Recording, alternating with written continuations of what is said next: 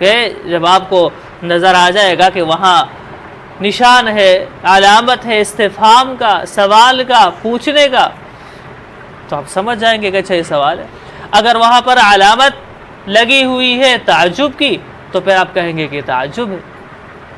یہ بہت ہی آسان ہے، اور علامات ترقیم صرف عربی زبان میں نہیں ہے، ہر زبان میں ہوتے ہیں، لیکن ہمارا چونکہ دورہ عربی زبان کی مناسبت سے ہے تو اس مرتبہ ہم آپ کو عربی علامات ترقیم بتاتے ہیں، اور انشاءاللہ آگے پھر اگر ہو سکے تو اگلے جمعے کو اردو کے علامات ترقیم ہم آپ کو بتائیں گے۔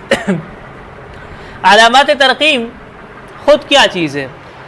یعنی علامات ترقیم ایک ایسی علامات ہیں جو لکھی جاتی ہیں، بولی نہیں جاتی، جو لکھی جاتی ہیں اور بولی نہیں جاتی، اور ان کا مقصد کلام کی وضاحت کرنا، کلام کی وضاحت کرنا ہوتا ہے۔ تو تقریباً ان میں سے جو اہم ہے 11-12 علامات ترقیم ہے، وہ اب ہم آپ کے سامنے پڑھ لیتے ہیں۔